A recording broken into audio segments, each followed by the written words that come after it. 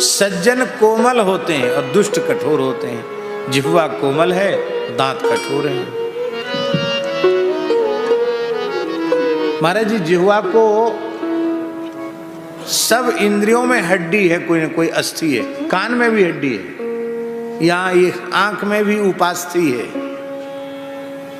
गोलक में नहीं, लेकिन यहाँ ये हड्डी है। देखो यहाँ दबाने से पता चलेगा, ये हड्डी है, ये हड्डी।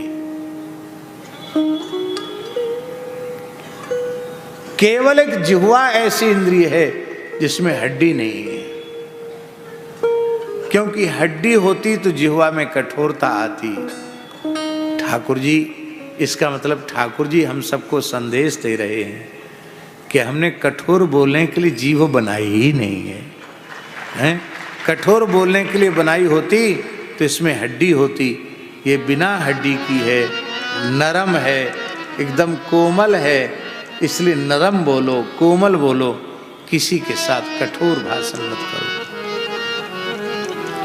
बहुत से लोग कहते हैं कभी कभी बुद्धि खराब होती है तो हम भी कह देते हैं मैं कटु सत्य कहने जा रहा हूं।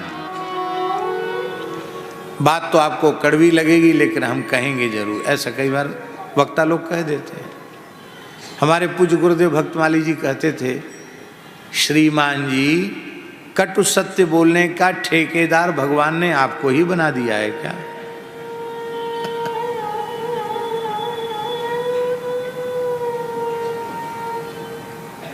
एक बात तो ये कहते थे महाराज जी, दूसरी बात ये कहते थे कि श्री शंकराचार्य जी महाराज साक्षात शिव रूप थे, श्री रामानुजाचार्य साक्षात शेषावतार थे, श्री रामानंदाचार्य साक्षात राम जी, श्री निम्बार्क भगवान साक्षात सुदर्शन चक्र, श्री मध्वाचार्य जी, श्री विष्णु स्वामी आचार्य जी, श्री वल्लभाचार्य जी, ये जितने भी आचार्य हमारे हैं ये सब के सब भगवद रूप हैं कि नहीं? और सबने प्रकट होकर के उस काल में धर्म की रक्षा की, लेकिन कलयुग को किसी ने बदला क्या? ये समर्थ थे, ये कलयुग बदल सकते थे, लेकिन कलयुग नहीं बदला। अब तक चल रहा है, चलेगा भी। क्यों नहीं बदला कलयुग?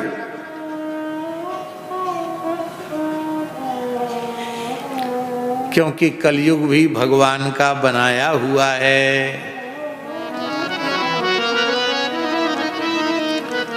इसलिए श्री राम प्रसाद जी महाराज, उन हमारे आचार्यों ने कह दिया कि हम कलयुग में पैदा होने पर भी तुम्हें सतयुग में रख सकते हैं, ये कला तो हमारे पास है, युग हम नहीं मिटाएंगे। इसका मतलब है संसार की बुराई खत्म करने का बीड़ा मत उठाओ, पहले अपनी सफाई करो, पहले अपनी बुराई खत्म करो। अपना हृदय का कलयुग मिट जाएगा तो आपके बाहर वाला कलयुग भी समाप्त हो जाएगा। इसलिए सत्यम ब्रूयात, प्रियम ब्रूयात, न ब्रूयात सत्यम अप्रियम। सत्य बोलो, प्रिय बोलो, अप्रिय सत्य को मत बोलो। जिस आदमी के या स्त्री के कुबड़ निकल रहे हों वो सुंदर लगेगी देखने में, बोलो। और कुब्जा के जो मथुरा में जिसने भगवान को चंदन लगाया, कुब्जा, उस कुब्जा के एक कुबड़ नहीं था व्यास जी, उसके 3 कुबड़ निकल रहे थे। इसलिए सुखदेव जी ने उसका नया नामकरण कर दिया, त्रिवक्र नामा। 3 जगह से टेढ़ी थी और उसका घिसा हुआ चंदन कंस को बहुत प्रिय था। अब हमारे ठाकुर जी पहुंच गए वहां के सामने, तो कहने, हे कुंवरी कहाँ जा रही है, कहाँ को मर रही है, कहा है तेरे हाथ में? ऐसा बोलते ना यदि ठाकुर जी तो 10-20 गाली दिए बिना नहीं रहती वो। काने को काना कहो, अंधे को अंधा कहो, उसको अच्छा लगेगा?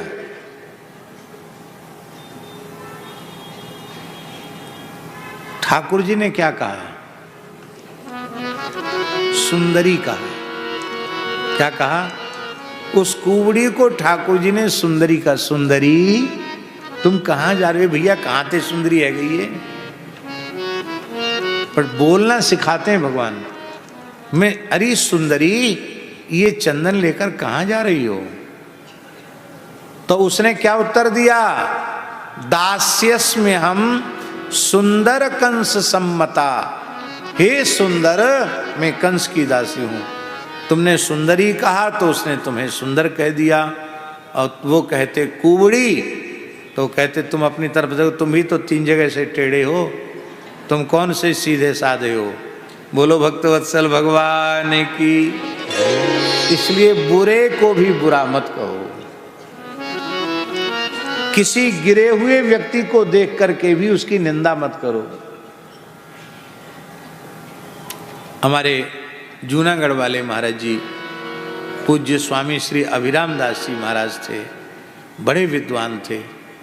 हमारे श्री स्वामी विवेकानंद जी तो उनसे परिचित होंगे। काशी में उन्होंने अध्ययन किया था। हाँ, बहुत अच्छे विद्वान थे, व्याकरण के बहुत अच्छे विद्वान, वेदांत के बहुत अच्छे विद्वान थे और विनोदी स्वभाव के थे, हंसाते खूब थे।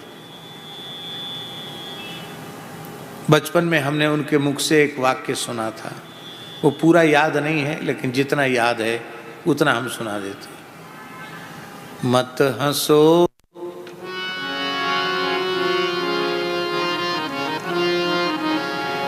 मत हंसो किसी को गिरते देख कभी तुम।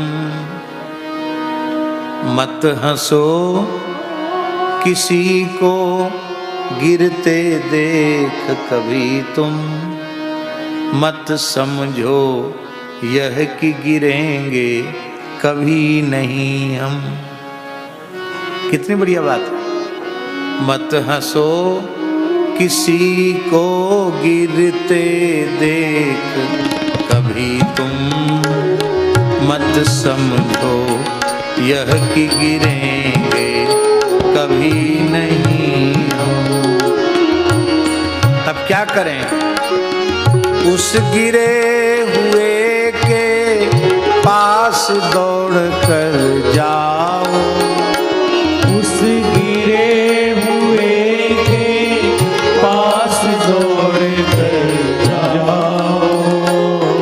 सादर देकर अवलंबन उसे उठाओ। सादर देकर अवलंबन उसे उठाओ। मत हंसो किसी को गिरते देख कभी तुम। मत समझो यह कि गिरेंगे कभी नहीं। मत समझो यह कि गिरेंगे कभी नहीं। कभी किसी से कठोर नहीं बोलना।